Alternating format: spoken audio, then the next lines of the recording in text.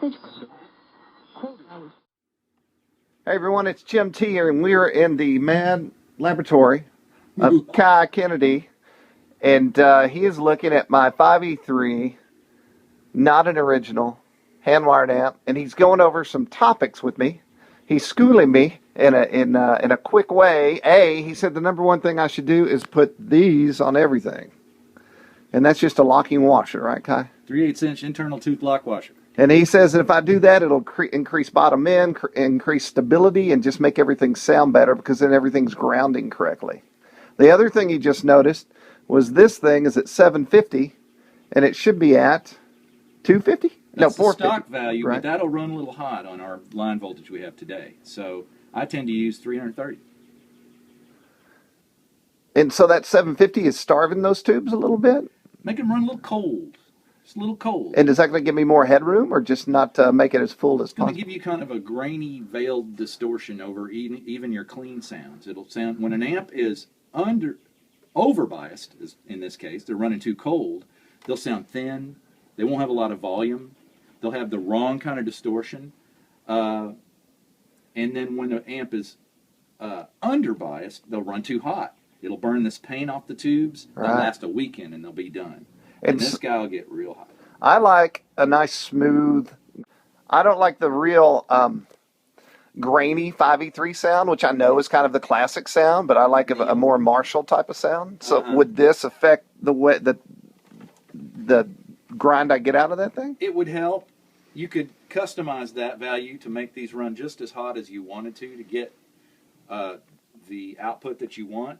But what you're talking about is a totally different amplifier. The Marshall uses 2 tubes in series, usually, each gain stage, to get a lot of gain before it feeds a cathode follower tone circuit, which is a low impedance tone circuit.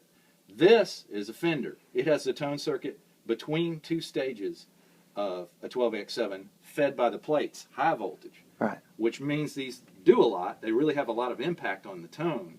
But it's a totally different sound. And you'll notice there are 2 tubes here, but one of these is being used as a phase inverter to drive the output section. Gotcha.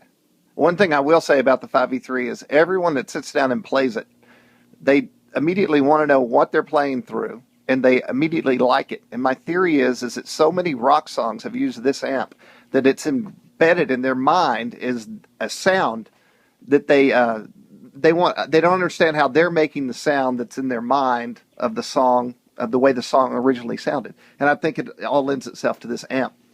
Well, I want to live with a cinnamon girl, and that's the sound. Exactly. The 5E3, which is a dimed Deluxe, Tweed Deluxe. And the best ones are the narrow panel, late 50s 5E3, like this is trying to be a copy of. Definitely. The earlier ones are cool looking, but they lack components to operate reliably. Right. In the early 50s, tubes were a nickel. So they were trying to make them as cheaply as possible. So before we jump out of here, the name of your amps are? P3Amplifiers.com. And these are very industrial-looking amplifiers. They are, but we offer a range from starting at $600 up to $6,000. And this is for like the touring musician who needs something reliable. Mm-hmm. Yeah, all professional. And what's your website for those? P3Amplifiers.com. All right, everybody, we're with Kai in the dungeon basement down here working on amps.